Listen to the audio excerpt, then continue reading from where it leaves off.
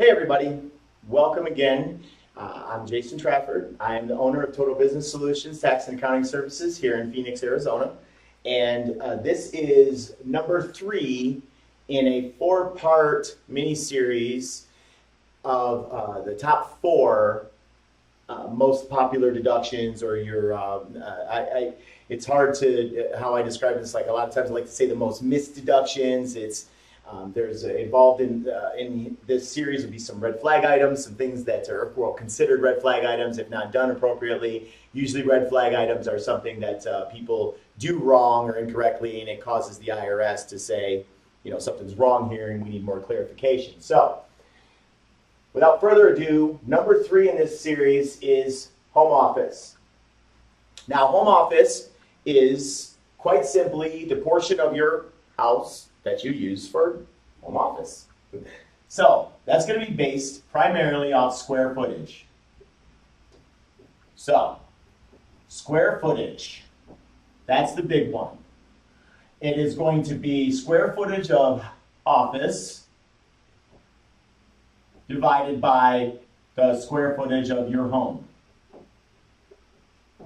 So if you have a home that's 1,000 square feet, if you have a home office that's 100 square feet and a home that's 1,000 square feet, you're going to have a 10% factor into the expenses of the house. Now, that leads us to what expenses. Whatever is ordinary and necessary to run your home on a monthly basis. Ordinary and necessary. So basically, the electricity and gas and water, whatever it might be, that's ordinary and necessary to run the home. Now, when you own a home, and chances are, if you own a home, you're usually itemizing, which means you're itemizing on your tax return, filling out the Schedule A. You can take your mortgage interest deduction, and then you can also take a deduction for your real estate taxes if you're itemizing. And that's only if you're itemizing. Now, in some cases here, people aren't itemizing, but they happen to have a home office. So they're able to take more. They're able to take the mortgage interest and real estate taxes even if they're not itemizing. But if you're itemizing and you still get the deduction, there's a bunch of other things you don't get, like homeowners insurance, your HOA, electricity and gas, cable, internet, water, all those things you don't get as deductions that you now get to take at least a portion of, at least a fraction of, for your home office. So this is a great calculation to actually consider, and you want to make sure that you have the measurements right, and you take into account the expenses that are ordinary and necessary for use of business, and your tax professional. I mean, these are the general rule of thumb. There will be some exceptions, and whoever your tax professional is at the time should be able to walk you through this without a problem. So, also, what we want to, aside from ordinary and necessary, which you have to pay attention to with the home office, make sure that we have these separated, is the deductibility of things that are inside the home office. So, there's going to be 2 parts here. First, we want to know what is the exclusive use of the home office mean? Exclusive use.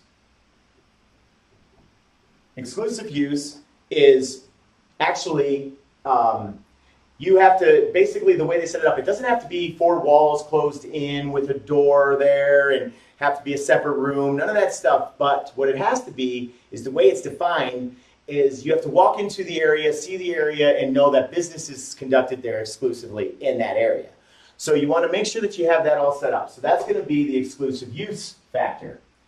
Now, exclusive use is, so you measure off that area, and that's the square footage you find. Now, anything within that which is exclusively used is 100% deductible.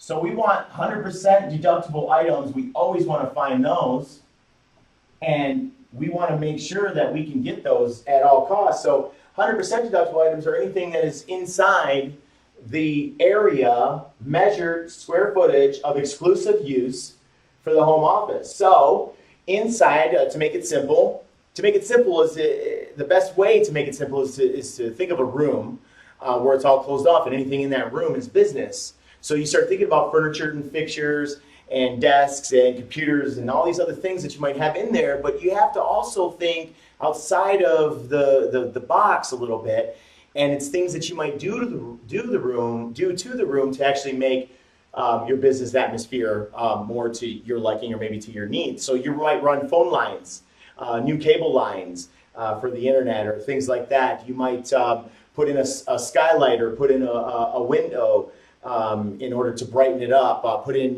new lighting. You might change the flooring. You might do a number of different things to change that. Now, that doesn't go into the factored percentage of the home office to the house scenario. Whatever you do within that exclusively used area is 100% deductible. So you always want to keep track of all of those things and not get them mixed up with your general office, home office calculations. So home office is also very important because, as we talked about in the automobile expense video, that it's going to, it counts about on your first business stop of the day is when mileage starts to become calculated for business. So the home office could be your first business stop of the day. When you walk down the hall with your coffee and you sit down and you make your first business stop, you make your calls, you check your emails, you work in there, and then from there to the next business stop then is automatic mileage. If you're not working in your business office in the morning and you happen to just go out and drop the kids off maybe for school and then start running business, your mileage doesn't count until that very first business stop. So you want to make sure that you're keeping track of these things. Your home office works as a great first stop for a business in the day. So make sure we keep these in mind. So again, just to summarize, square footage is very important. I always tell people, because sometimes the IRS doesn't audit you for 3 years. You'll get a letter like, hey, we want to see 2013, and it's now 2016. So so basically, what we want to do is you might have moved, you might have done something. So I always tell people, measure it out and then take a picture of it so that you have proof of your home office and you throw it in a folder for that year, call it home office, and shove it away so that it can be found if you're ever asked. You want to make sure that you have as much proof as possible. And I actually had a client pull this file out for an audit they were involved in, and they actually did exactly what I told them.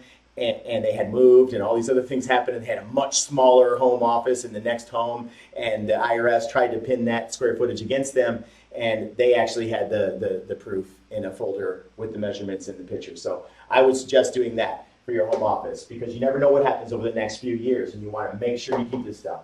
Ordinary necessary expenses just means anything that is ordinary necessary to run your household per month. Exclusive use, it has to be an area that you can obviously see businesses being done, exclusively being done, and then anything inside the area of that exclusive use is 100% deductible that you put in there. So keep these in mind. This is your home office, and basically that's it. So if you have any questions or comments or concerns, go ahead and comment. Go ahead and email me. That email is tbsstrategy@gmail.com. TBS Strategy is the name of this YouTube, so please subscribe. And you can follow me on Twitter at TBS Tax. Again, my name is Jason Trafford. Total Business Solutions is the name of the company. We've got a bunch more of these coming out, and this is number 3 of a 4-part series that included, first was meals and entertainment, automobile, home office, and then the next one's going to be on travel. I look forward to seeing you then. Have a great day.